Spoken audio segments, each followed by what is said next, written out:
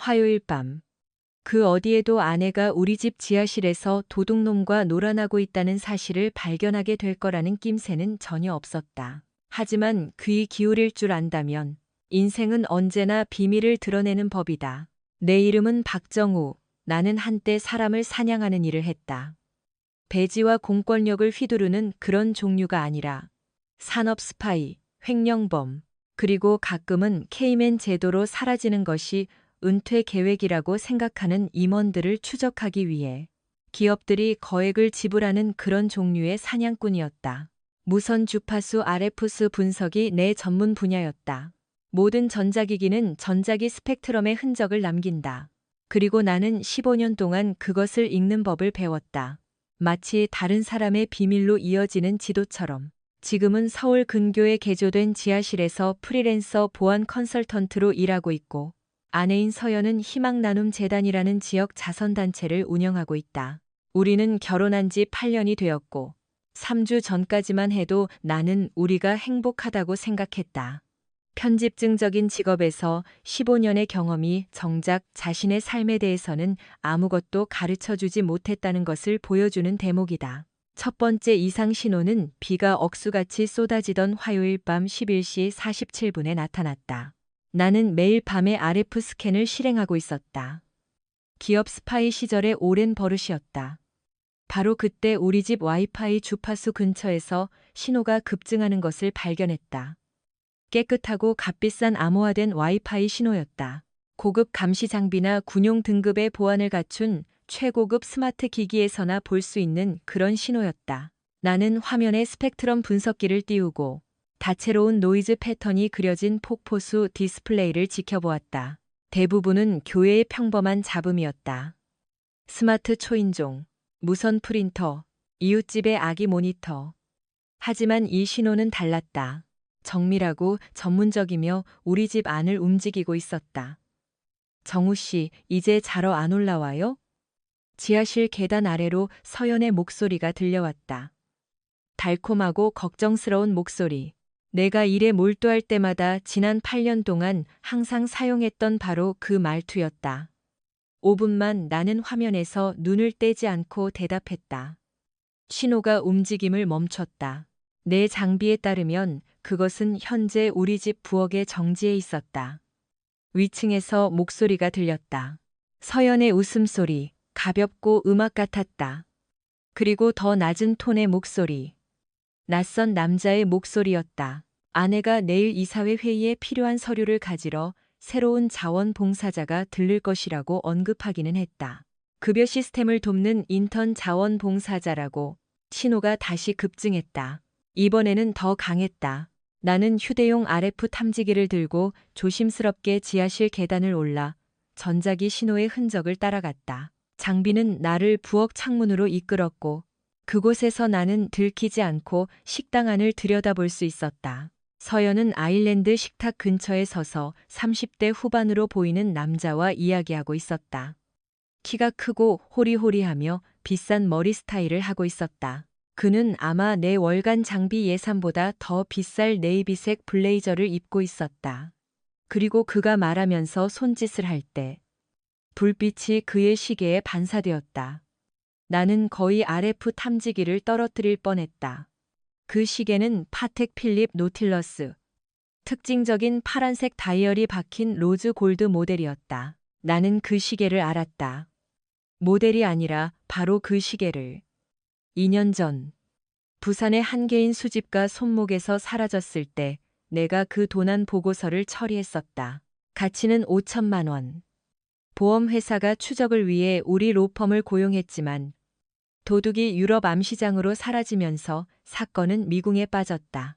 아내는 그녀의 새로운 조수가 자선단체를 돕는 인턴 자원봉사자라고 말했다. 나는 그 인턴이 내가 과거 글로벌 보안 업무 시절 처리했던 고가 도난 사건 파일에서 본 5천만 원짜리 파텍 필립 시계를 차고 있다는 사실을 아무에게도 말하지 않았지만 우리 집안의 신호에 더 주의를 기울이기 시작해야겠다고 마음속에 새겨두었다.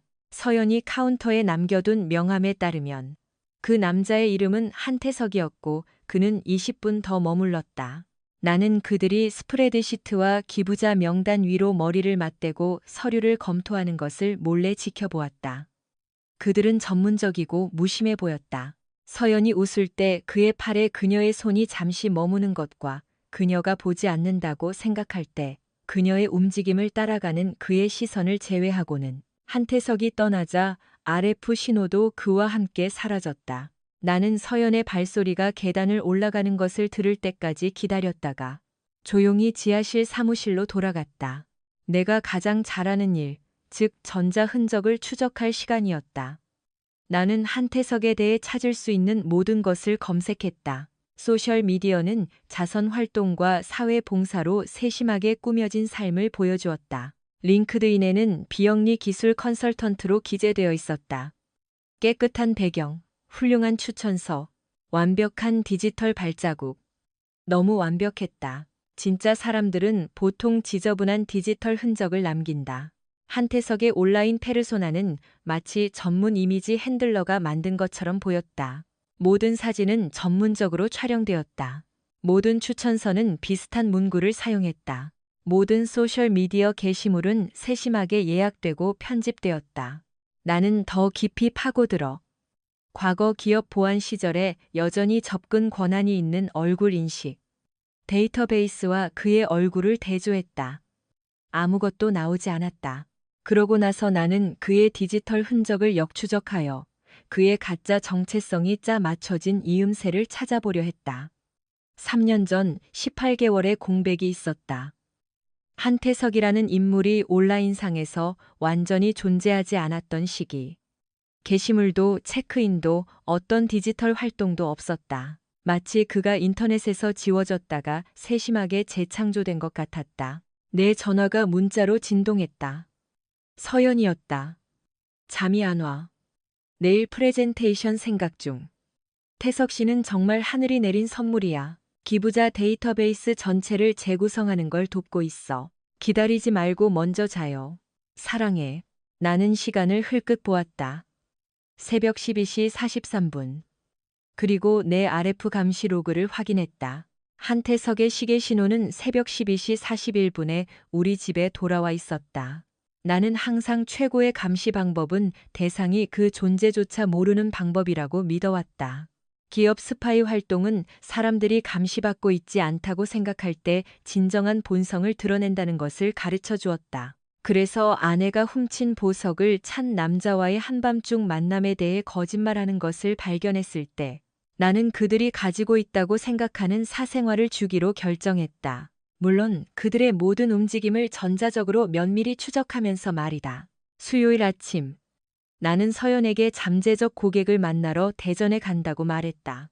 대신 나는 3시간 동안 우리 집 지하실에 초소형 카메라를 설치했다. 각각의 카메라는 단추보다 작았고 정확히 어디를 찾아야 할지 모르면 완전히 보이지 않았다. 그것들은 내가 회사 시절에 얻은 군용 잉여 물품이었고 집의 전력 시스템에서 전원을 공급받아 내가 제어하는 주파수로 방송했다. 카메라 시스템은 내 지하실 사무실의 모든 각도를 커버했다. 서연이 재무 서류를 펼쳐놓을 필요가 있을 때 그녀의 자선 활동 공간으로도 쓰이는 곳이었다. 그녀가 정말로 합법적인 업무를 위해 한태석을 만나고 있다면 나는 서류와 전문적인 논의를 보게 될 것이다. 그렇지 않다면 그것 또한 보게 될 것이다.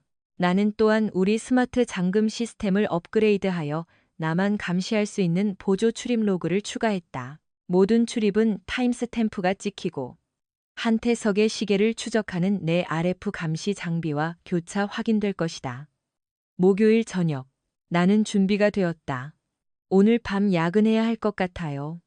서연이 저녁 식사 중에 내 눈을 똑바로 쳐다보지 않고 말했다. 내일 이사회 프레젠테이션이 있는데 태석 씨가 재무 예측을 검토하는 걸 도와주겠다고 했어요. 참 친절한 분이네. 나는 외과적인 정밀함으로 내 스테이크를 자르며 말했다. 자원봉사자치고는 헌신적이군. 그는 재단의 사명에 정말로 열정적이에요. 서연의 목소리에는 그녀가 불안할 때 쓰는 가식적인 밝은 톤이 섞여 있었다. 어떤 사람들은 그냥 천성적으로 관대하지. 나는 5천만 원짜리 도난 시계를 생각하며 고개를 끄덕였다. 관대함은 훌륭한 자질이야. 밤 11시 30분. 나는 새 블록 떨어진 내 차 안에서 태블릿으로 지하실 카메라를 감시하고 있었다. 스마트 잠금 로그에 따르면 서연은 11시 22분에 지하실에 들어갔다. 그녀는 내 책상 위에 서류를 정리하고 조명을 어둡게 하여 내가 낭만적인 분위기라고 추측하는 것을 만들었다. 11시 47분 RF 탐지기가 급증했다. 한태석의 시계가 돌아왔다. 나는 지하실 문이 열리고 한태석이 안으로 들어오는 것을 태블릿으로 지켜보았다. 그는 마치 이 공간에 익숙한 듯 전에 와본 적이 있는 것처럼 움직였다. 서연이 책상 뒤에서 일어섰고 그들은 즉시 포옹했다. 서류에 대한 논의는 없었다. 그 후 15분간의 광경은 내 결혼 생활에 대한 몇 가지 질문을 해결해 주었고 아내의 유연성에 대한 더 많은 질문을 제기했다. 그들은 내 책상, 의자, 커피 테이블을 전문적인 청소가 필요할 방식으로 사용했다. 하지만 가장 흥미로운 부분은 그 후 그들이 베갯머리 송사라고 생각했던 시간에 나왔다. 그는 아무것도 의심하지 않아 서연이 블라우스를 고쳐 입으며 말했고 한태석은 그의 훔친 시계를 확인했다. 정우 씨는 자기 전자 장난감에 너무 빠져 있어서 내가 여기 마칭 밴드를 데려와도 모를 거야. 좋아. 한태석이 그의 비싼 넥타이를 바로잡으며 대답했다. 우리는 그를 최소 2주 더 정신없게 만들어야 하니까. 그때쯤이면 K맨 계좌가 가득 찰 거야. K맨 계좌? 그건 새로운 얘기네. 이체 내역이 재단으로 역추적되지 않을 거라고 확신해? 서연의 목소리에는 걱정이 묻어났다. 자기야, 나는 당신이 국제은행이 뭔지 알기도 전부터 자선 계좌를 통해 돈을 옮겼어. 기부금이 제때 도착하지 않는다는 걸 누군가 알아챌 때쯤이면 우리는 따뜻한 해변에서 음료나 마시고 있을 거야. 그들은 그녀의 자선 재단에서 돈을 훔치고 있었다. 내 아내는 단지 바람을 피우는 것이 아니었다. 그녀는 노숙자 가정에 음식을 제공하고 중독 회복 중인 사람들에게 직업 훈련을 제공하는 단체에서 돈을 횡령하고 있었다. 내가 결혼한 여자, 구조된 동물에 대한 광고를 보며 울던 여자가 아무것도 없는 사람들에게서 훔치고 있었다. 정우 씨는 어떡하고? 그녀가 물었다. 우리가 사라지면 그가 질문을 하겠지. 한태석은 미소 지었다. 내가 기업 범죄자들이 증거를 파쇄하기 직전에 보았던 그 차가운 미소. 그게 바로 멋진 점이야. 검찰인 돈이 사라진 것을 조사할 때 모든 디지털 흔적은 당신 남편의 컴퓨터를 가리킬 거야. 그의 보안 전문 지식이 그에게 불리하게 작용할 거라고. 그들은 그가 흔적을 감출 만큼 정교하다고 가정하겠지. 진실이 더 이상 중요하지 않을 때까지. 내 아내가 낄낄거렸다. 불쌍한 정우 씨. 그는 항상 자기 편집증이 언젠가 자신을 공경에 빠뜨릴 거라고 말했었지. 그들은 따로 떠났다. 서연이 먼저. 그리고 5분 후에 한태석.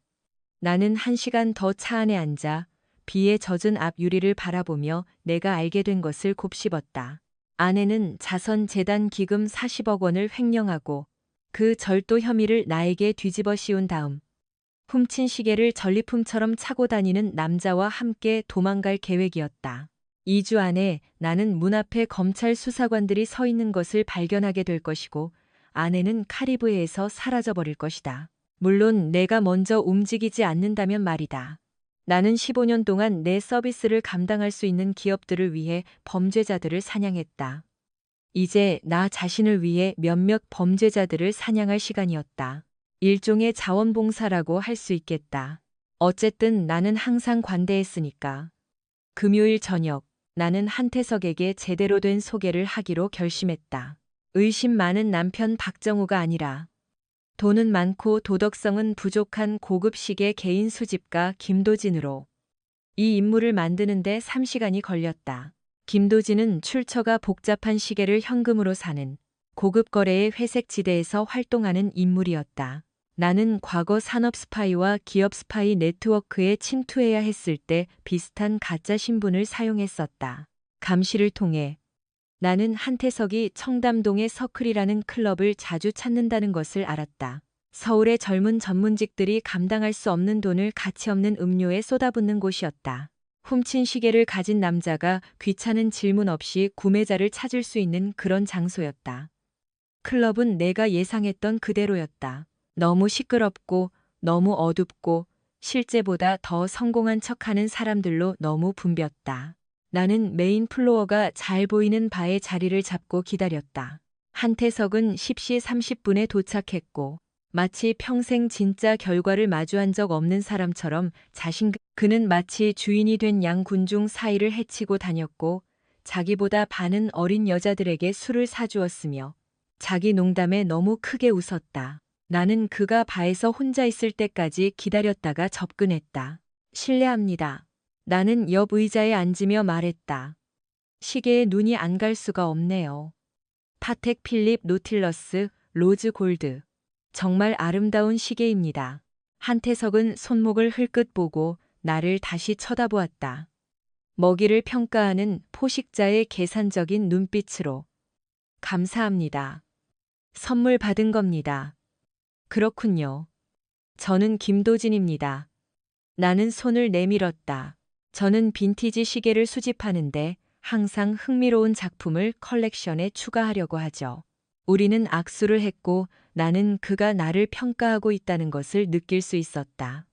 비싼 정장, 절제된 보석, 돈이 있다는 것을 암시하는 조용한 자신감. 나는 이 역할을 전에도 해본 적이 있었다. 한태석입니다. 만나서 반갑습니다. 도진 씨. 저도요. 그 모델은 꽤 희귀하죠. 특히 파란색 다이얼 버전은요. 혹시 팔 생각은 없으시겠죠? 한태석의 미소는 사냥꾼의 미소였다. 가격만 맞으면 모든 것은 팔 수 있죠. 훌륭하군요. 아마도 좀 더 조용한 곳에서 얘기할 수 있겠네요. 그는 나를 군중 사이를 헤치고 뒤편의 VIP 구역으로 안내했다. 그곳은 음악 소리가 조금 덜 시끄럽고 조명이 사적인 대화를 나누기에 충분히 어두웠다. 우리는 구석 테이블에 앉았고 한태석은 웨이터에게 음료를 한 잔 더 주문하라고 손짓했다. 그래서 도진 씨, 어떤 종류의 컬렉션에 대해 얘기하는 거죠? 다양합니다. 저는 특히 흥미로운 역사를 가진 작품에 관심이 많습니다. 때로는 시계 자체보다 이야기가 더 가치 있을 때도 있죠. 흥미로운 역사라. 한태석이 미소를 지으며 반복했다. 마음에 드네요. 이 작품은 확실히 이야기가 있죠. 분명히 그럴 겁니다. 문제는 그게 제가 듣고 싶은 이야기냐는 거죠. 우리는 20분 동안 프로 범죄자들처럼 거래를 맴돌며 이야기했다. 한태석은 능숙했다. 그는 시계가 도난당했다는 것을 명시적으로 인정하지는 않았지만 서류가 판매에 포함되지 않을 것임을 분명히 했다. 나는 서류보다 신중함을 더 중요하게 생각하는 수집가 역할을 했다. 마침내 나는 움직였다. 하나 물어봐야겠네요.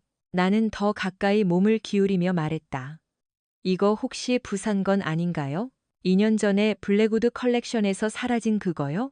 한태석의 표정은 변하지 않았지만 나는 그의 어깨에 미세한 긴장이 스치는 것을 알아차렸다. 무슨 말씀이신지 모르겠네요. 물론 아니겠죠. 그냥 제가 보험 보고서에 대한 기억력이 아주 좋아서요. 회색 시장에서 수집하는 직업상의 위험이죠.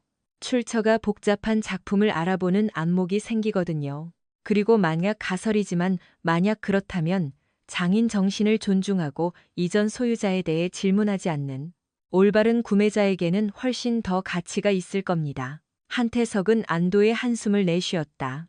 가설적으로 그런 이야기와 함께 그런 수준의 작품에 대해 어떤 가격을 생각하고 계신가요?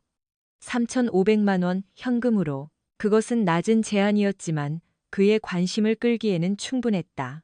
한태석은 분명 계산하고 있었다. 훔친 물건을 가지고 있는 위험과 빠른 현금의 유혹 사이에서 저울질하고 있었다. 흥미로운 제안이네요, 도진 씨. 하지만 당신이 진지하고 신중하다는 보증이 좀 필요해요. 물론이죠. 아마 제 추천인을 좀 확인하고 싶으시겠죠. 저는 사생활을 중요하게 생각하는 몇몇 수집가들과 일합니다. 나는 휴대폰을 꺼내 내가 준비한 연락처 목록을 보여주었다. 가짜 이름의 진짜 전화번호, 내가 제어하는 음성 사서함으로 연결되는 진짜 범죄자와 아마추어를 구분하는 전문적인 수법이었다. 한태석은 목록을 보고 나를 다시 쳐다보았다. 있잖아요, 도진 씨. 우리 거래할 수 있을 것 같아요. 하지만 여기서는 아니고요. 보는 눈이 너무 많아요. 동의합니다. 생각하고 있는 장소라도 있나요? 남쪽으로 2블록 떨어진 주차장이 있어요. 3층 북서쪽 구석. 조용하고 사적이죠. 내일 밤 11시쯤 거기서 만날 수 있습니다. 나는 잠시 생각하는 척하다가 고개를 끄덕였다. 좋아요. 현금을 가져갈까요? 절반만 가져오세요. 당신이 진짜라는 게 확실해지면 거래를 마무리하죠. 우리는 다시 악수를 했고 나는 그의 손바닥에서 훔친 시계의 무게를 느낄 수 있었다. 내일 밤 한태석은 어떤 수집가들은 다른 수집가들보다 더 위험하다는 것과 어떤 이야기들은 결과로 끝난다는 것을 알게 될 것이다. 토요일 밤 나는 30분 일찍 주차장에 도착하여 한태석이 짧은 범죄 경력 내내 기억할 대화를 준비하는 데 시간을 보냈다. 3층은 내가 계획한 일의 완벽한 장소였다. 외지고 조명이 어두웠으며 콘크리트 벽은 소리를 잘 흡수했고 보안 카메라는 몇 달 동안 고장 나 있었다. 그날 오후 나는 현장을 답사하며 탈출로와 사각지대를 메모했다. 성공적인 감시와 발각 사이를 가르는 철저한 준비가 중요했던 기업 보안 시절의 오랜 버릇이었다. 나는 북서쪽 구석이 잘 보이는 콘크리트 기둥 뒤에 자리를 잡았고 내 태블릿은 한태석의 훔친 시계를 추적하는 RF 감시 앱을 표시하고 있었다. 10시 55분 신호가 주차장 아래층에서 나타나 꾸준히 위로 올라왔다. 한태석은 정확히 11시에 계단에서 나와 불안하게 주위를 둘러보았다. 그는 평소에 비싼 정장 대신 청바지와 가죽 재킷을 입고 있었지만 파텍 필립 시계는 5천만 원짜리 등대처럼 손목에서 반짝였다. 나는 그가 약속된 구석에 도착할 때까지 기다렸다가 기둥 뒤에서 나왔다. 시간 잘 지키시네요. 사업 파트너로서 높이 평가합니다. 한태석은 돌아섰고 그의 손은 본능적으로 재킷 주머니로 향했다. 도진 씨, 일찍 오셨네요. 직업상의 버릇입니다. 일을 진행하기 전에 주변 환경을 파악하는 것을 좋아하죠. 현명하군요. 돈은 가져왔습니까? 나는 왼손에 든 서류 가방을 가볍게 두드렸다. 약속대로 1,700만 원. 물건은요? 한태석은 손목을 들어 올렸고 시계는 천장에 희미한 불빛을 반사했다. 여기 있죠. 하지만 먼저 현금을 보고 싶군요. 물론이죠. 나는 근처 차 보닛 위에 서류 가방을 놓고 열었다. 안에는 깔끔하게 정리된 돈다발이 있었다. 기업 훈련용 위조 지폐였지만 희미한 조명 아래서는 꽤 설득력 있어 보였다. 한태석이 검사하기 위해 다가왔고 나는 움직였다. 계속하기 전에 나는 서류 가방을 닫으며 말했다. 당신 사업 모델에 대해 질문이 하나 있습니다. 무슨 질문이요? 자선단체에서 돈을 훔치는 것과 관련된 종류의 질문이죠. 한태석의 손이 서류 가방 위에서 멈췄다. 뒤따른 침묵 속에서 나는 멀리서 들려오는 교통소음과 어둠 속 어딘가에서 깨진 파이프에서 규칙적으로 떨어지는 물방울 소리를 들을 수 있었다. 죄송합니다. 뭐라고요? 희망나눔재단. 당신 여자친구 김서연. 그리고 당신이 노숙자 가정과 중독 회복 중인 사람들로부터 훔치려던 3억 원에 대해서요. 한태석의 얼굴에는 흥미로운 표정들이 스쳐 지나갔다. 혼란, 인식, 그리고 마침내 두려움. 당신 누구야? 나는 김서연의 남편 박정우고 당신은 내 아내와 자고 내게 횡령 혐의를 씌우려던 아마추어 범죄자야. 그는 재킷 주머니에 손을 넣었지만 내가 더 빨랐다. 15년의 기업 보안 경력은 신체 언어를 읽고 폭력을 예측하는 법을 가르쳐 주었다. 나는 그의 손목을 잡아 세게 비틀었고 그가 잡으려던 것이 콘크리트 바닥에 떨어지면서 고통스러운 신음 소리를 들었다. 물론 칼이었다.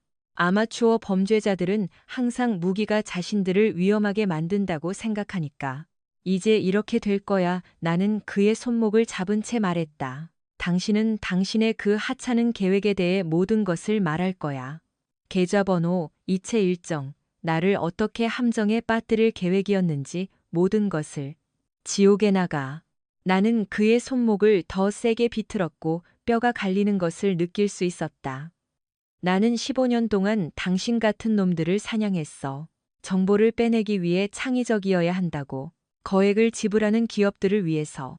여기서 나랑 얘기하든가. 아니면 내가 당신과 내 아내가 자선 기금을 훔칠 계획을 세우는 감시 영상을 검찰에 넘겼을 때 그들과 얘기하든가. 거짓말이야. 당신한테는 감시 영상 같은 거 없어. 나는 다른 손으로 태블릿을 꺼내 목요일 밤에 영상을 보여주었다. 그가 서연과 케이맨 계좌와 나를 함정에 빠뜨릴 계획에 대해 논의하는 모습을 다시 보면서 그의 얼굴이 창백해졌다. 나는 47분 분량의 고화질 비디오와 선명한 오디오를 가지고 있어. 증거를 파쇄하는 것에 대해 이야기하는 부분을 보고 싶어. 아니면 내 아내가 내가 감옥에 가는 것에 대해 웃는 부분을 건너뛸까? 한태석은 차에 기대어 섰고 모든 저항력이 그에게서 빠져나갔다. 원하는 게 뭐야? 나는 당신이 잘못된 목표를 골랐다는 것을 이해하기를 원해. 나는 당신이 함정에 빠뜨리려던 남자가 한때 전문 범죄 사냥꾼이었다는 것을 깨닫기를 원해. 그리고 나는 당신의 하찮은 게임이 끝났다는 것을 알기를 원해. 당신은 아무것도 증명할 수 없어. 그리고 그 영상은 법정에서 인정되지 않을 거야. 내 말이 맞아. 사릭에 인정되지 않겠지. 내가 법정에 가지 않을 거니까. 나는 그의 손목을 놓고 뒤로 물러서서 그가 손에 피를 다시 돌리기 위해 손목을 문지르는 것을 지켜보았다. 나는 훨씬 더 나쁜 짓을 할 거야. 나는 과거 기업 범죄자들을 파괴했던 방식으로 당신을 파괴할 거야. 체계적으로, 전문적으로. 그리고 당신이 검찰에 전화했으면 하고 빌게 될 만큼 철저하게. 당신 미쳤어. 아니, 태석. 나는 경험이 풍부한 거야. 차이가 있지. 나는 서류 가방을 들고 계단을 향해 걸어가다가 멈춰서서 돌아보았다. 아, 그리고 한 가지 더. 당신이 차고 있는 그 시계 2년 전에 부산 블랙우드 컬렉션에서 도난당한 거야. 나는 보험 서류와 시리얼 번호를 가지고 있어. 경찰이 당신을 체포할 때, 그리고 그들은 분명히 당신을 체포할 텐데, 훔친 물건을 차고 있었다고 언급하는 것을 잊지 마. 범죄 행위의 패턴을 확립하는 데 도움이 될 거야. 나는 그를 주차장에 서 있게 내버려 두고 나왔다. 그는 마치 갑자기 독사로 변한 것처럼 손목의 시계를 멍하니 바라보고 있었다. 내 차로 걸어가는 동안 나는 이미 전문 편집증 환자와 맞서는 것의 결과에 대한 교훈의 다음 단계를 계획하고 있었다. 어떤 교훈은 경험을 통해 가장 잘 배우는 법이다. 월요일 아침. 나는 한태석이 세심하게 구축한 삶을 체계적으로 해체하는 과정을 시작했다. 폭력이나 극적인 대결이 아니라 기업들이 개발하라고 거액을 지불했던 전문 기술을 끈기 있게 적용함으로써 보안업계에서는 그것을 사회공학이라고 부른다. 특정 목표를 달성하기 위해 사람들을 심리적으로 조종하는 기술. 나는 그것을 사용하여 산업 스파이를 폭로하고 횡령 음모를 밝혀내고 기업 범죄 네트워크를 통해 도난당한 지적 재산을 추적했다. 이제 나는 그것을 사용하여 자선 기금 도둑과 그의 공범을 해체할 것이었다. 나의 첫 번째 목표는 희망나눔 재단의 서연 비서인 김남희였다. 남희는 모든 사람의 일을 알고 들어줄 사람이 있으면 누구에게든 공유하는 것을 즐기는 그런 사람이었다. 내가 알아본 바에 따르면 그녀는 또한 유부남 이웃과 바람을 피우고 있었고 사무실 비상금에서 소액을 횡령하고 있었다. 압력을 가하기에 완벽한 대상이었다. 나는 서연이 매주 이사회 회의에 있을 것이라고 아는 시간인 오전 10시에 재단 사무실로 전화를 걸었다. 희망나눔재단 김남희입니다. 김남희 씨, 서울지방경찰청 금융사기수사대 설민수 형사입니다. 목소리를 연습해야 했다. 단호하지만 공격적이지 않고 공식적이지만 친근하게 귀 기관의 재무 기록에서 발견된 몇 가지 이상 징후에 대해 전화드렸습니다. 이상 징후요? 어떤 종류의 이상 징후죠? 반드시 재단과 직접적으로 관련된 것은 아닙니다. 저희는 서울 지역의 자선 사기 사건을 수사하고 있는데 귀 기관이 저희 교차 참조 데이터베이스에 나타났습니다. 우연일 수도 있지만 몇 가지 정보를 확인해야 합니다. 나는 그녀의 숨소리가 빨라지는 것을 들을 수 있었다. 어떤 종류의 정보요? 주로 인사 기록입니다. 저희는 특히 금융 시스템에 접근할 수 있는 새로운 직원이나 자원봉사자에 관심이 있습니다. 지난 6개월 동안 고용된 사람이 있습니까? 새로운 기술 컨설턴트인 한태석 씨가 있어요. 기부자 데이터베이스를 업그레이드하는 것을 도와주셨죠. 한태석 씨, 그리고 그가 재무 기록에 접근할 수 있었나요? 급여 시스템 통합 작업을 했어요. 김서연 이사장님께서 그가 자격이 충분하다고 하셨어요. 분명히 그러셨겠죠. 남희 씨, 사적인 질문을 하나 드려야겠습니다. 태석 씨의 행동에서 특이한 점을 발견하셨나요? 일반적인 자원봉사 활동과 맞지 않는 것처럼 보이는 것이 있었나요? 긴 침묵이 흘렀다. 전화로 이 얘기를 해도 될지 모르겠네요. 걱정하시는 마음은 이해하지만 만약 사기가 있었다면 재단의 자산을 보호하기 위해 신속하게 움직여야 합니다. 당신이 관찰한 어떤 것이든 매우 중요할 수 있습니다. 그는 아주 늦게까지 일했고 지난주에는 개인 하드 드라이브의 파일을 복사하는 것을 봤어요. 제가 그것에 대해 물었을 때 그는 백업을 위해 서연 이사장님께서 허락하셨다고 말했어요. 서연 이사장님께 확인하셨나요? 아, 저는 그게 정확하다고 가정했어요. 물론이죠. 남희 씨, 부탁할 게 하나 있습니다. 그리고 저희 조사가 끝날 때까지 다른 누구와도 이 얘기를 하지 않는 것이 매우 중요합니다. 그렇게 해주실 수 있겠습니까? 네, 물론이죠. 저는 당신이 태석 씨의 컴퓨터 시스템 접근을 감시해 주셨으면 합니다. 그가 접근하는 파일, 사무실에 있는 시간, 만나는 사람들을 메모하세요. 그와 대면하거나 행동을 바꾸지 마세요. 그냥 관찰하고 기록하세요. 그렇게 해주실 수 있겠습니까? 네, 형사님. 제 직장에 대해 걱정해야 할까요? 아니요, 희망나눔재단의 자금이 제대로 보호되도록 저희를 도와주신다면요. 곧 다시 연락드리겠습니다. 나는 전화를 끊고 즉시 다른 번호로 한태석의 휴대폰에 전화를 걸었다. 신분을 숨기기 위해 음성 변조 앱을 사용했다. 한태석입니다. 한태석 씨, 저는 검찰 금융범죄수사부 모건 수사관입니다. 희망나눔재단의 회계장부에 있는 몇 가지 이상 징후에 대해 논의하기 위해 회의를 잡아야겠습니다. 죄송합니다. 뭐라고요? 검찰이라고요? 저희는 서울 지역의 일련의 자선 사기 사건을 수사하고 있습니다. 당신의 이름이 재단의 금융 시스템에 접근할 수 있는 사람으로 저희 데이터베이스에 나타났습니다. 아마도 일상적인 확인 절차일 뿐이겠지만 저희는 가능한 한 빨리 당신과 이야기해야 합니다. 이해가 안 되네요. 저는 그냥 자원봉사자일 뿐인데요. 한태석 씨, 이 대화는 기밀이라는 것을 강조해야겠습니다. 저희는 내부 접근 권한이 있는 누군가가 재단의 계좌를 조작했다고 믿을 만한 이유가 있습니다. 당신이 의심스러운 활동을 발견했는지 확인해야 합니다.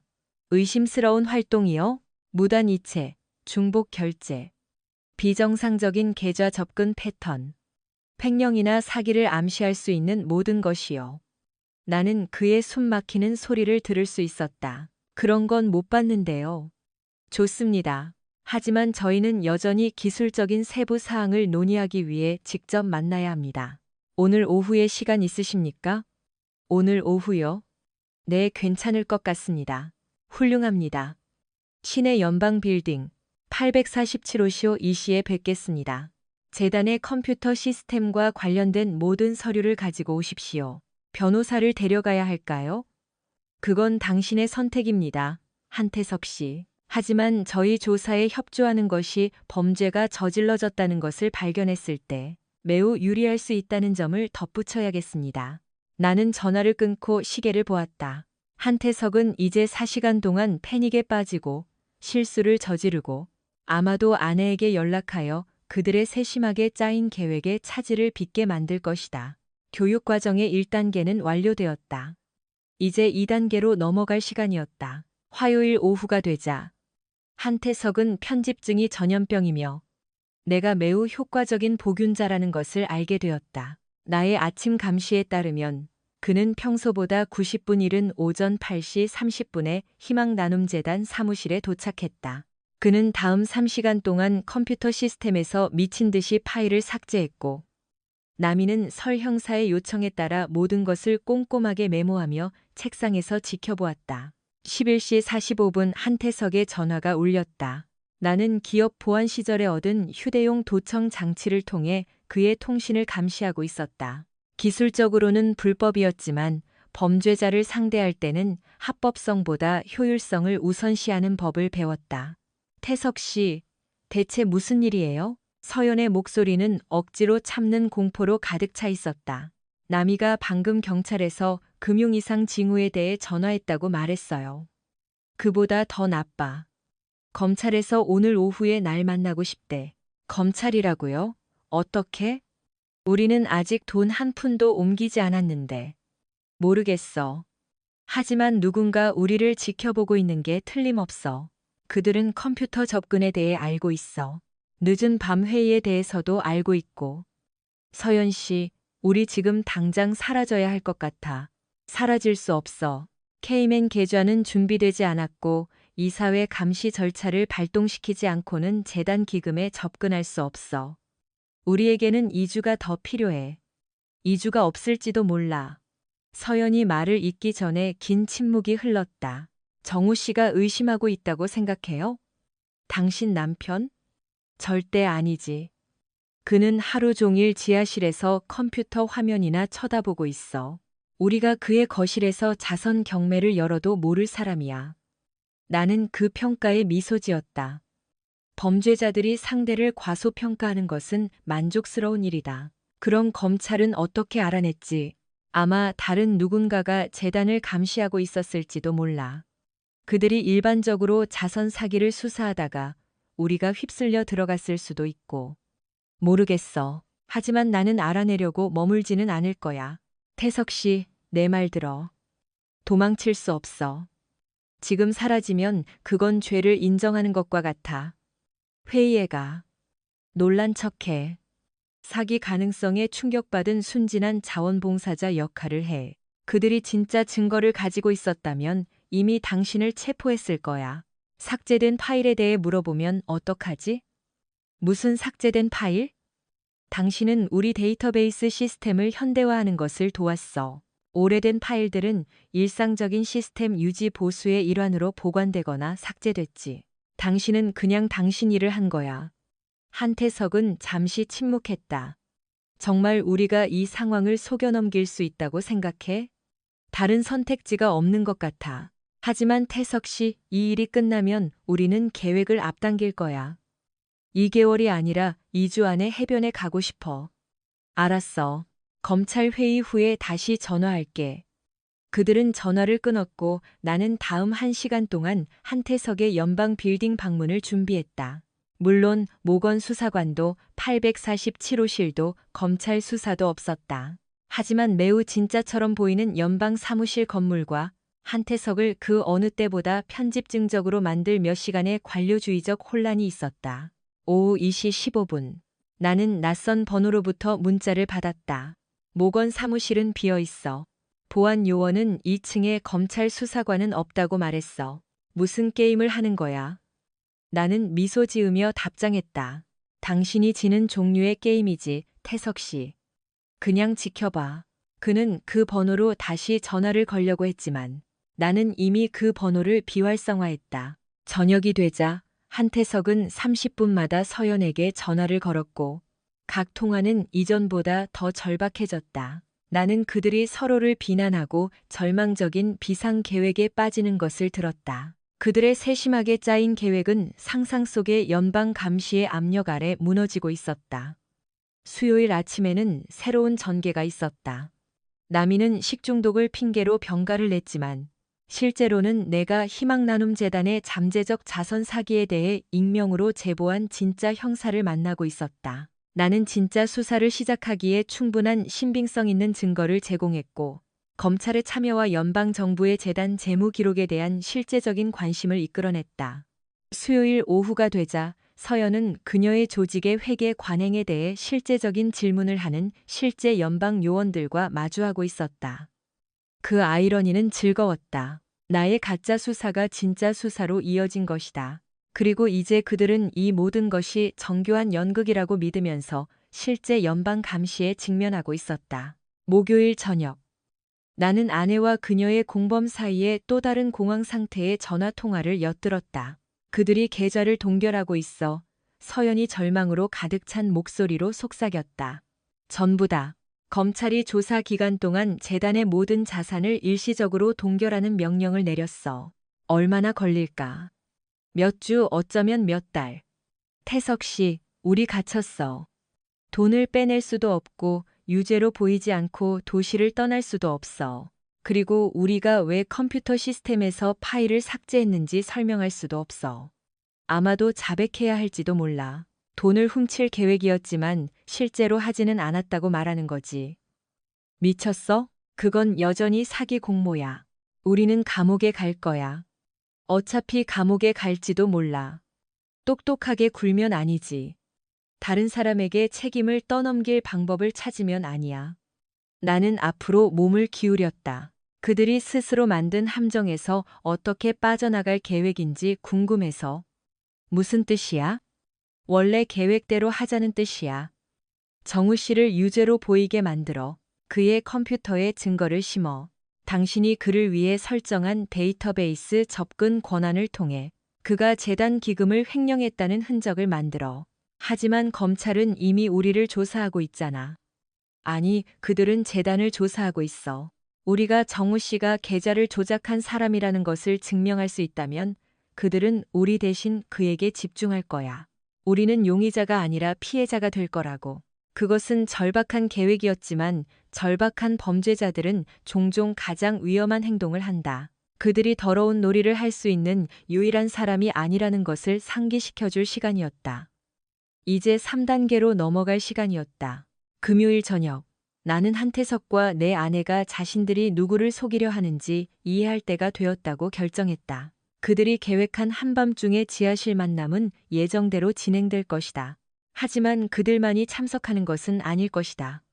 나는 오후 내내 추가적인 감시 장비를 설치하는 데 보냈다. 속삭임까지 잡아낼 만큼 민감한 오디오 수집 장치와 그들 중 한 명이 집에 들어서는 순간 나에게 경고할 동작 탐지기를 포함해서 저녁이 되자 내 지하실 사무실은 전면적인 감시 스테이션으로 변모했고 내 옛 기업 고객들에게 깊은 인상을 줄만 했다. 밤 11시 30분. 나는 세 블록 떨어진 내 차 안에 앉아 여러 대의 카메라 피드를 감시하며 모든 것을 암호화된 저장 드라이브에 녹화했다. 내가 수집하려는 증거는 그들의 음모를 영원히 끝내고 그들의 교육 마지막 단계에서 나에게 우위를 줄 것이었다. 서연은 11시 45분에 노트북 가방과 두꺼운 서류철을 들고 지하실로 내려왔다. 그녀는 재빨리 움직여 내 책상 위에 서류를 펼치고 자신의 노트북을 내 컴퓨터 시스템에 연결했다. 나는 그녀가 재무기록, 기부자 데이터베이스, 계좌 접근 로그를 뒤지며 그녀가 명백히 내 유죄의 증거라고 믿는 것을 구축하는 것을 지켜보았다.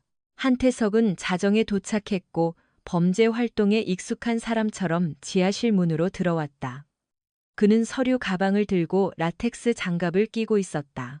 이런 종류의 증거 조작을 전에도 해본 적이 있음을 암시하는 전문적인 손길이었다. 서류 가져왔어? 서연이 퉁명스럽게 물었다. 우리가 논의했던 모든 것, 은행 계좌번호, 이체 승인서, 계좌 접근 로그. 모두 정우 씨가 무단 거래의 출처임을 가리키고 있어. 좋아. 이걸 그의 컴퓨터에 업로드하는 것 좀 도와줘. 그가 몇 달 전부터 이것을 계획했다는 흔적을 만들어야 해. 나는 그들이 함께 일하며 함정의 타임라인을 논의하면서 내 시스템에 가짜 증거를 심는 것을 지켜보았다. 그것은 범죄 음모의 마스터 클래스였고 그들은 나에게 모든 세부 사항의 고화질 비디오 증거를 제공하고 있었다. 검찰 조사는 어떡하고? 한태석이 내 하드드라이브의 파일을 복사하며 물었다. 그건 사실 우리에게 유리하게 작용해. 그들이 정우 씨 컴퓨터를 분석할 때 이 모든 증거를 찾게 될 거야. 조사는 그에게 초점을 맞출 거고 우리는 무고한 피해자로 풀려날 거라고. 정말 그들이 그걸 믿을 거라고 생각해? 정우 씨는 보안 전문가야. 그는 정교한 금융 사기를 저지를 지식과 접근 권한을 가지고 있어. 검찰은 우리가 그의 계획을 발견하고 신고할 때까지 그가 흔적을 감출 만큼 똑똑하다고 가정할 거야. 그리고 우리가 언제 신고하는데? 내일 아침. 나는 검찰에 전화해서 정우 씨 컴퓨터에서 의심스러운 파일들을 발견했다고 말할 거야. 나는 남편이 자선 기금을 훔쳤다는 것을 믿을 수 없는 충격받은 아내 역할을 할 거라고. 그들은 일시간 더 정교한 디지털 서류 흔적을 만드는 데 보냈다. 희망나눔재단에서 체계적으로 돈을 훔친 교활한 횡령범으로 나를 묘사했다. 사실 인상적인 작업이었다. 내가 그들의 전체 대화를 녹음하고 있지 않았다면 그 증거는 설득력이 있었을지도 모른다. 새벽 1시 30분. 그들은 작업을 마치고 탈출 계획을 논의하기 시작했다. 검찰은 아마 48시간 안에 정우 씨를 체포할 거야. 서연이 노트북을 챙기며 말했다. 그가 체포되면 우리는 몇 주 동안 상황이 잠잠해지기를 기다렸다가 조용히 우리가 접근할 수 있는 자산을 청산하고 사라질 거야. 재단 계좌는 아직 동결되어 있잖아. 그건 포기해야 할 것 같아. 하지만 정우 씨에게는 우리가 접근할 수 있는 개인 계좌가 있고 검찰이 동결하기 전에 우리 공동 자산 일부를 청산할 수 있어. 얼마나 되는데? 아마 2억 5천만 원 정도. 원래 계획만큼은 아니지만 따뜻한 곳에서 다시 시작하기에는 충분해. 나는 어둠 속에서 미소 지었다. 그들은 자신들이 저지른 범죄로 나를 무고한 후에 내 개인 저축을 훔칠 계획이었다. 그 뻔뻔함은 거의 존경스러울 정도였다. 서연 씨, 정말 확신해? 우리가 정우 씨를 고발하면 되돌아갈 수 없어. 확신해. 정우 씨는 너무 순진하고 너무 순박해. 그는 아무것도 의심한 적 없고 이런 일은 절대 예상하지 못할 거야. 그가 무슨 일이 일어나고 있는지 알아챌 때쯤이면 우리는 떠나 있을 거고 그는 연방 혐의에 직면하게 될 거라고. 그리고 당신은 남편을 감옥에 보내는 것에 대해 괜찮다는 건가?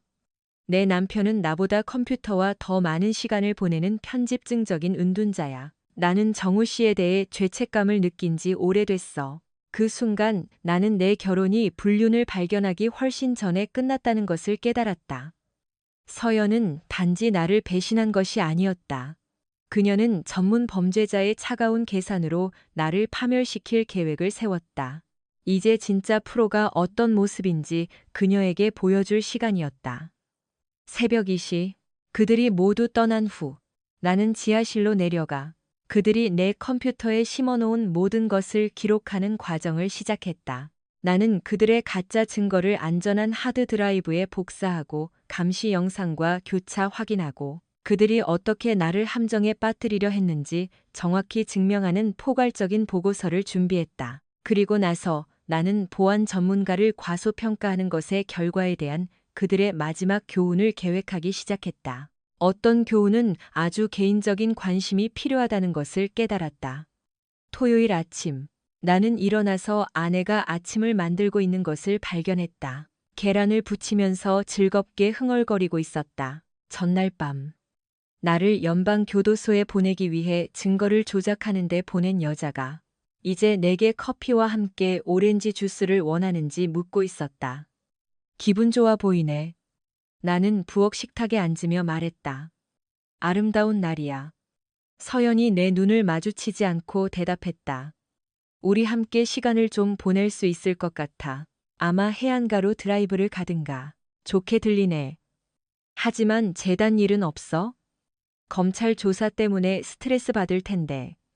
그녀는 약간 굳었다. 검찰 조사에 대해 어떻게 알았어? 어제 나미가 전화했을 때 언급했어. 그녀는 재단의 평판에 대해 꽤 걱정하는 것 같던데. 아, 그래? 힘들었지. 하지만 그들이 그냥 오해였다는 걸 깨달을 거라고 확신해. 나는 동정심을 담아 고개를 끄덕였다. 분명히 그럴 거야. 이런 연방조사는 아주 철저할 수 있지. 아마 모든 컴퓨터, 모든 재무 기록, 모든 통신을 분석할 거야.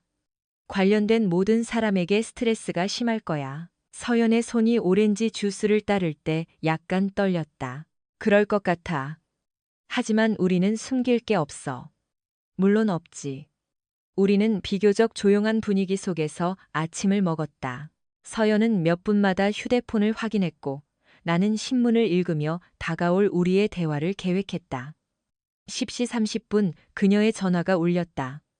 여보세요? 네, 김서연입니다. 그녀는 발신자의 말을 들으며 얼굴이 창백해졌다. 알겠습니다. 네, 1시간 안에 갈 수 있습니다. 아니요, 변호사는 필요 없습니다. 기꺼이 협조하겠습니다. 그녀는 전화를 끊고 세심하게 연출된 걱정스러운 표정으로 나를 향했다. 검찰이야. 재단 컴퓨터 시스템에 대해 몇 가지 추가 질문을 하고 싶대. 그럴 만도 하지. 당신이 모든 오해를 풀어줄 거라고 확신해. 정우 씨, 할 말이 있어. 어젯밤에 내가 더 일찍 말했어야 할 것을 발견했어. 나는 생각했다. 이거군. 일생일대의 연기. 그게 뭔데? 당신 사무실에서 늦게까지 일하다가 당신 컴퓨터에 있는 몇몇 파일들이 이상해 보인다는 걸 알았어. 재단의 재무기록, 계좌번호, 이체 승인서 같은 것들. 당신한테 물어봤어야 했는데. 검찰이 조사 중이라서 아마 수사관들에게 언급해야 할 것 같았어. 그녀의 연기는 완벽했다. 남편을 의심하기는 꺼리지만 의심스러운 활동을 보고할 의무가 있는 걱정 많은 아내. 내가 그녀가 증거를 조작하는 것을 직접 목격하지 않았다면 그 연기에 감명받았을지도 모른다. 이상하게 들리네. 나는 조심스럽게 말했다. 어떤 종류의 기록이었어? 은행 계좌 번호, 기부자 계정 정보, 그런 것들. 정우 씨, 당신이 재단의 재무 기록에 접근할 이유가 없잖아. 그렇지? 생각나는 게 없는데. 하지만 뭐? 태석 씨가 가끔 늦게까지 일할 때 내 컴퓨터를 사용했어. 아마 그가 실수로 몇몇 파일을 남겨뒀을지도 몰라. 서연의 표정이 잠시 흔들렸다가 평정을 되찾았다. 태석 씨가? 왜 그가 당신 컴퓨터를 사용했지? 그의 노트북이 재단 네트워크 연결에 문제가 있다고 했어. 데이터베이스 업그레이드를 돕기 위해 원격으로 파일에 접근해야 할 때 내 시스템을 사용해도 된다고 했지. 당신이 그런 말을 한 기억이 없는데. 내가 잊었나 봐. 하지만 그게 재단 파일이 내 컴퓨터에 있는 이유를 설명해 주겠지. 아마 검찰에 그 얘기를 해야 할 거야. 그래, 아마 그래야 할 거야. 그녀는 30분 후에 검찰 조사를 받으러 떠났고 나는 그들의 교육 다음 단계를 준비하는 데 시간을 보냈다. 이제 한태석은 연방조사에 대해 공황 상태에 빠져 있을 것이고 서연은 자신의 은폐 이야기를 유지하려 애쓰고 있을 것이며 둘 다 그들의 세심하게 준비된 함정이 예상보다 복잡해지고 있다는 것을 깨닫고 있을 것이다. 오후 2시 서연에게서 전화가 왔다. 정우 씨, 끔찍한 일이 일어났어. 검찰이 당신이 재단 사기에 연루되었을지도 모른다고 생각하고 있어. 그들이 집을 수색하고 당신 컴퓨터를 압수하고 싶어 해. 뭐라고? 말도 안 돼. 왜 내가 연루되었다고 생각하는 거지? 내가 당신 컴퓨터에서 찾은 파일들 때문이야. 그들은 당신이 허가 없이 재단 계좌에 접근했을지도 모른다고 생각하고 있어. 하지만 내가 말했잖아. 그건 태석 씨 파일일 수도 있다고. 그렇게 말했지만 그들은 더 조사하고 싶어 해. 정우 씨, 그들이 수색 영장을 신청하고 있어. 몇 시간 안에 여기 올 거야. 변호사를 불러야 할까? 모르겠어. 아마도. 정우 씨, 너무 무서워. 그들이 당신을 체포하면 어떡하지? 그녀 목소리의 걱정은 거의 설득력이 있었다. 거의. 걱정 마. 그는 말했다. 내가 잘못한 게 없다면 결국 그들이 알아낼 거야. 그랬으면 좋겠어. 일찍 집에 갈게. 나는 전화를 끊고 미소 지었다. 검찰은 실제로 수색 영장을 신청하고 있었지만 서연이 믿는 이유는 아니었다. 증거 조작과 사기 공모에 대한 나의 익명 제보는 그들이 깨달았던 것보다 훨씬 더 포괄적인 수사로 이어졌다. 그들이 내 컴퓨터를 수색할 때 그들은 조작된 증거를 찾겠지만 누가 그것을 심었는지 정확히 보여주는 감시 영상과 그들의 계획을 논의하는 서연과 한태석 사이의 모든 대화 녹음도 찾게 될 것이다. 때로는 최고의 함정은 목표가 스스로를 위해 놓는 함정이다. 검찰은 오후 4시 30분에 도착했다. 수색 영장, 3명의 수사관, 그리고 눈을 감고도 내 컴퓨터를 분해할 수 있을 것처럼 보이는 디지털 포렌식 전문가와 함께 나는 그들을 정중하게 맞이하고 커피를 권하며 그들이 수사 범위를 설명하는 동안 기다렸다. 박정우 씨, 수사를 이끌고 있는 박수진 수사관이 말했다. 저희는 희망나눔재단의 잠재적인 금융 이상 징후를 조사하고 있습니다. 당신이 재단의 컴퓨터 시스템에 접근할 수 있었다는 것을 알고 있습니다. 제한적인 접근이었죠. 나는 대답했다. 기술적으로는 사실이었다. 아내가 가끔 제 홈 오피스에서 일했고, 그녀의 자원봉사 코디네이터가 그의 노트북에 연결 문제가 있을 때 제 컴퓨터를 사용했습니다. 자원봉사 코디네이터 한태석 씨. 그는 재단의 데이터베이스 시스템 업그레이드를 돕고 있었습니다. 박 수사관이 그녀의 파트너를 흘끗 보았다. 박 선생님, 저희는 당신의 컴퓨터 장비와 희망나눔 재단과 관련된 모든 파일을 압수해야 합니다. 또한 당신의 배경과 전문 지식에 대해 몇 가지 질문을 드려야 합니다. 물론이죠. 제가 전직 보안 컨설턴트였다는 점을 덧붙여야겠네요. 기업 사기 수사와 디지털 포렌식을 전문으로 했습니다. 흥미롭군요. 어떤 종류의 기업 사기요? 횡령, 산업 스파이, 신원 도용. 저는 포춘 500대 기업들을 위해 일하며 지적 재산을 훔치거나 금융 시스템을 조작하는 직원들을 추적했습니다. 박 수사관의 표정이 굳어졌다. 그러니까 당신이 묻는다면 당신은 금융 사기를 간파하는 방법과 그것을 저지르는 방법을 알겠군요. 하지만 저는 또한 당신이 조사하고 있는 어떤 사람보다도 흔적을 더 잘 감추는 방법도 알죠. 포렌식 전문가인 김 수사관이 내 컴퓨터 시스템을 검사하기 시작했다. 이건 최첨단 장비네요. 전문적인 감시 및 분석 도구들. 직업상의 버릇입니다. 기업 보안 시절의 오랜 버릇이죠. 박 선생님, 박 수사관이 말했다. 저희가 하드 드라이브에서 데이터를 복사하고 파일을 검사하는 동안 옆으로 비켜서 계셔야 합니다. 몇 시간 걸릴 수 있습니다. 천천히 하세요. 하지만 박 수사관님, 제가 아내의 자선재단에서 잠재적인 사기에 대해 자체적으로 조사를 하고 있었다는 것을 아셔야 합니다. 방 전체가 조용해졌다. 어떤 종류의 조사요? 감시 카메라, 금융 분석, 녹음된 대화를 포함하는 종류의 조사요. 사기 공모, 증거 조작, 그리고 무고한 사람을 함정에 빠뜨리려는 시도를 기록한 종류의 하드 드라이브요. 나는 그녀에게 암호화된 하드 드라이브를 건넸다. 모든 것이 거기에 있습니다. 비디오, 오디오, 재무 기록, 전화 통화, 녹음, 전체 계획을 기록한 47시간의 감시 영상. 박 수사관은 마치 폭발할 것처럼 하드 드라이브를 쳐다보았다. 박 선생님, 지금 저에게 불법 감시를 했다고 말하는 건가요? 저는 제 아내와 그녀의 공범이 자선 기금을 횡령하고 그 혐의를 저에게 뒤집어 씌울 계획이라는 것을 발견했다고 말하는 겁니다. 제가 수집한 모든 것은 제가 합법적으로 소유한 장비를 사용하여 제 소유지에서 얻은 것입니다. 그리고 법 집행기관에 연락할 생각은 안 하셨고요? 고려했습니다. 하지만 제 아내를 고발하기 전에 확실한 증거를 가지고 싶었습니다. 게다가 그들이 얼마나 멀리까지 갈지 궁금했거든요. 김 수사관이 내 컴퓨터에서 고개를 들었다. 박 수사관님, 이거 보셔야 합니다.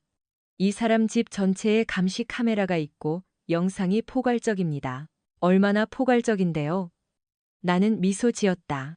어젯밤 제 컴퓨터에 누가 가짜 증거를 심었는지, 그리고 왜 그랬는지 정확히 보여줄 만큼 충분히 포괄적입니다.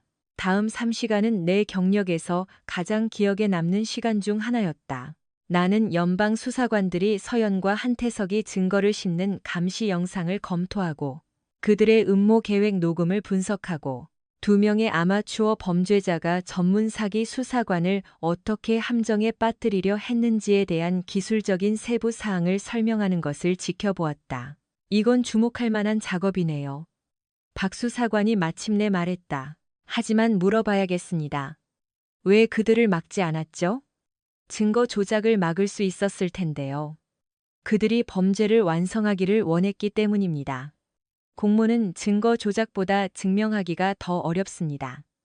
그들이 실제로 증거를 조작하고 법정에서 그들의 계획을 논의해야 했습니다. 스스로를 미끼로 삼았군요.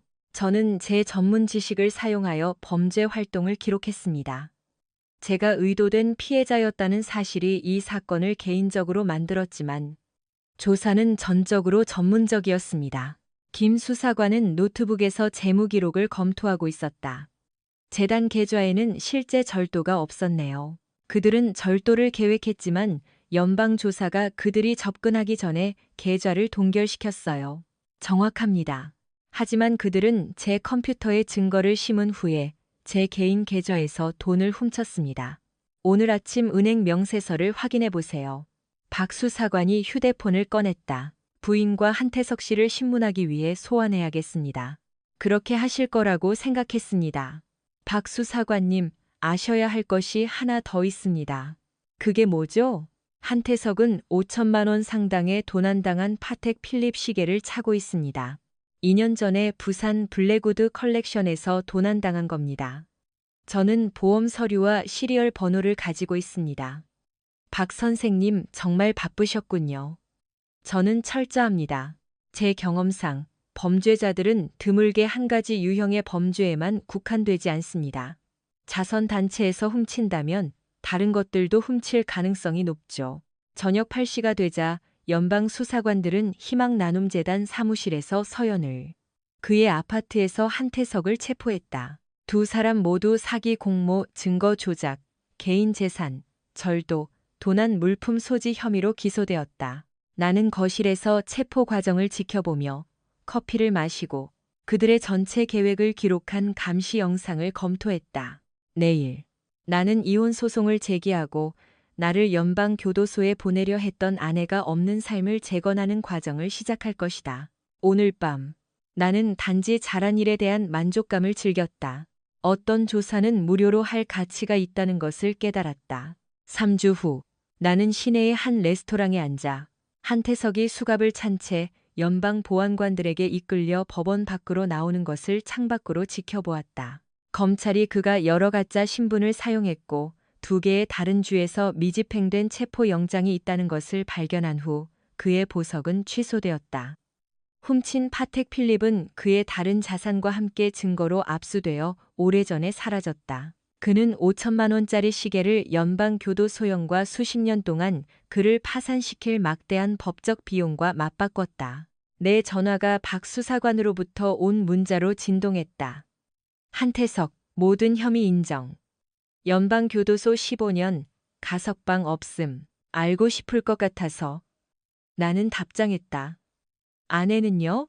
재판은 다음 달에 시작됩니다. 그녀의 변호사는 유죄 협상을 추진하고 있지만 증거가 너무 명백해요. 8년에서 10년형을 선고받을 수 있습니다. 나는 휴대폰을 내려놓고 커피를 다 마셨다. 서연은 3주 동안 연방구치소에 수감되어 있었다. 검찰이 그녀가 도주 위험이 있다고 주장한 후 보석이 기각되었다. 그녀의 자선단체는 연방감사를 받고 있었다. 그녀의 자산은 동결되었고 그녀의 평판은 돌이킬 수 없을 정도로 손상되었다. 나는 그 아이러니를 깨달았다. 그녀는 나를 횡령 혐의로 무고하고 훔친 자선기금으로 카리브해에서 사라질 계획이었다. 대신 그녀는 연방교도소에서 10년형을 선고받을 위기에 처했고 나는 내가 원하는 대로 내 삶을 재건할 자유를 얻었다. 내 전화가 울렸다. 낯선 번호. 안녕하세요. 정우 씨? 희망나눔재단의 남이에요. 남이 씨, 괜찮아요? 힘들었어요. 검찰이 서연 이사장님과 한태석 씨에 대해 몇 시간 동안 저를 신문했어요. 그들이 이런 일을 계획하고 있었다는 걸 전혀 몰랐어요. 물론 몰랐겠죠. 당신은 그냥 당신 일을 한 것뿐이에요. 정우 씨, 감사하고 싶어요. 박 수사관님이 당신의 조사가 아마 재단이 모든 것을 잃는 것을 막았을 거라고 말했어요. 그들이 돈을 훔치고 당신을 함정에 빠뜨리는 데 성공했다면 우리는 파멸했을 거예요. 도울 수 있어서 기쁩니다. 한 가지 더 있어요. 이사회가 새로운 이사장을 찾고 있어요. 우리 기부자들과의 신뢰를 재건하는데 도움을 줄 보안 경험이 있는 사람을요. 급여는 많지 않지만 정말로 도움이 필요한 사람들을 돕는 정직한 일이에요. 나는 그 제안을 고려했다. 자선단체를 운영하는 것은 기업 사이버 보안 컨설팅과는 다른 것이지만 그것이 바로 내가 필요한 변화일지도 몰랐다. 자세한 내용을 보내주세요. 내가 말했다. 관심 있습니다. 전화를 끊은 후 나는 이제 완전히 내 것이 된 집으로 운전해 갔다. 서연이 나를 파멸시킬 계획을 세웠던 지하실 사무실은 그녀가 파괴하려 했던 바로 그 조직을 재건하는데 도움을 줄 수 있는 합법적인 작업 공간으로 개조되고 있었다. 감시 장비는 제거되었고 평범한 사무용 가구와 잘 작동하는 커피 메이커로 교체되었다. 숨겨진 카메라는 철거되었고 RF 감시 장비는 포장되어 치워졌다. 나는 더 이상 내 집안의 위협에 대해 경계할 필요가 없었다. 그날 저녁, 나는 곧 전처가 될 사람으로부터 마지막 메시지를 받았다. 그녀의 변호사를 통해 전달된 편지로 연방구치소 편지지에 손으로 쓴 것이었다. 정우 씨, 그것은 시작되었다. 당신이 내가 하려 했던 일을 결코 용서하지 않을 거라는 걸 알아요. 기대하지도 않아요. 하지만 모든 것이 이렇게까지 되기를 원했던 것은 아니었다는 것을 알아줬으면 해요. 태석 씨는 우리가 돈을 가지고 아무도 다치지 않고 사라질 수 있다고 설득했어요. 그가 당신을 함정에 빠뜨릴 계획이라는 것을 막기에는 너무 늦을 때까지 깨닫지 못했어요. 나는 그 말에 미소 지었다. 연방교도소형의 직면에서도 서연은 계속 거짓말을 했다. 감시 영상은 그녀가 함정을 제안하고 증거 조작을 계획했다는 것을 분명히 보여주었다. 그녀는 한태석에게 조종당한 것이 아니었다. 그녀는 그들의 계획의 모든 측면에서 열정적인 파트너였다. 당신이 날 미워할 거라는 걸 알아요. 편지는 계속되었다. 하지만 태석이 있기 전, 재단이 있기 전, 모든 것이 잘못되기 전에 우리가 행복했다는 것을 기억해줘요. 언젠가 당신이 모든 것이 끝난 방식에 대해 나를 원망하지 않고 좋은 기억들을 기억할 수 있기를 바라요. 편지는 영원히 사랑하는 서연이라고 서명되어 있었고 그녀의 서명 옆에는 작은 하트가 그려져 있었다. 8년의 결혼 생활 동안 편지와 카드에 그렸던 바로 그 하트. 나는 편지를 접어 내 조사의 다른 증거들과 함께 보관했다. 언젠가 연방 검사들이 그녀의 조종 행위에 대한 추가적인 문서가 필요할 때 그것이 유용할 수 있을 것이다. 그러고 나서 나는 위스키 한 잔을 따르고 뒷마당에 앉아 석양을 바라보며 미래를 생각했다. 내일 나는 희망나눔재단의 새로운 이사장으로서 일을 시작할 것이고 모든 것을 잃은 사람들을 돕는데 헌신하는 조직을 재건하는 것을 도울 것이다. 모든 것을 잃고 폐허에서 더 나은 것을 만드는 방법을 찾은 남자에게는 적합한 일처럼 보였다. 6개월 후 재단은 새로운 경영진 아래 번창하고 있었다. 우리는 훔친 돈을 회수했고 기부자들의 신뢰를 회복했으며 이전보다 2배나 많은 가정을 섬기기 위해 프로그램을 확장했다. 이사들은 나에게 보안과 재정에 대한 전적인 감독권을 주었고 다시는 아무도 개인적인 이익을 위해 우리 시스템을 조종할 수 없도록 했다. 서연은 펜실베이니아의 연방시설에서 복역 중이었고 그녀의 항소는 모두 기각되었으며 가석방 자격을 얻기까지는 아직 몇 년이 남아 있었다. 한태석은 매점 특권 문제로 다른 수감자와 싸움에 휘말린 후 최고 보안 교도소로 이송되었다. 나는 그들 중 누구도 면회 간 적이 없었다. 과거의 어떤 장들은 닫아두는 것이 가장 좋다는 것을 깨달았다. 6월의 어느 따뜻한 화요일 저녁, 재단 사무실 문을 잠그고 있을 때 전화가 울렸다. 박 수사관님, 정우 씨. 업데이트를 좀 해드리고 싶어서요. 당신의 조사에서 얻은 증거를 바탕으로 3명을 더 체포했습니다. 3명 더요? 알고 보니 한태석은 더 큰 자선 사기 조직의 일원이었습니다. 당신의 감시 영상이 그의 연락처를 확인하고 4개 주에 걸쳐 그들의 활동을 추적하는 데 도움이 되었습니다. 우리는 20억 원 이상의 도난 자금을 회수했습니다. 정말 좋은 소식이네요. 한 가지 더 있어요. 검찰에서 자선 사기 범죄에 초점을 맞춘 새로운 전담팀을 구성하고 있습니다. 당신 같은 전문 지식을 가진 사람이 자문으로 필요합니다. 관심 있으십니까? 나는 자원봉사 코디네이터 작업 공간에 불이 켜져 있는 재단 사무실을 돌아보았다. 좋은 사람들이 모든 것을 잃은 후 삶을 재건하는 가족들을 돕기 위해 정직한 일을 하고 있었다. 관심 있습니다. 내가 말했다. 하지만 몇 가지 조건이 있습니다. 어떤 조건이죠? 저는 희망나눔재단을 계속 운영하고 싶습니다. 자문 업무는 파트타임이어야 하고 이사 가지 않을 겁니다. 그렇게 할 수 있습니다.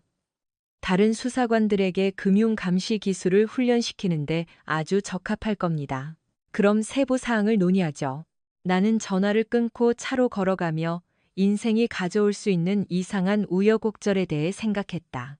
1년 전 나는 편집증적인 보안 컨설턴트였고 결혼 생활은 파탄났으며 지하실은 감시 장비로 가득 차 있었다. 이제 나는 성공적인 자선 단체를 운영하고 있었고 한때 내 인생을 파괴하려 했던 바로 그 종류의 범죄에 대해 검찰에 자문하고 있었다. 때로는 최고의 복수는 단지 잘 살고 다른 사람들이 똑같이 하도록 돕는 것이라고 나는 생각했다. 서울 근교의 조용한 거리를 운전하며 집으로 돌아오면서 나는 진정으로 행복하다는 것을 깨달았다. 몇 년 만에 처음으로 편집증은 사라지고 목적의식으로 대체되었다. 감시 장비는 치워졌고 매일 함께 일하는 좋은 사람들에 대한 믿음으로 대체되었다. 아내는 나를 파괴하려 했지만 결국 자신을 파괴했다. 그녀의 공범은 훔친 사치품을 연방교도소 독방과 맞바꿨다. 그리고 나는 사람들이 삶을 재건하는 것을 돕는 것이 기업 고객들을 위해 범죄자를 사냥하는 것보다 훨씬 더 만족스럽다는 것을 깨달았다. 나는 배웠다.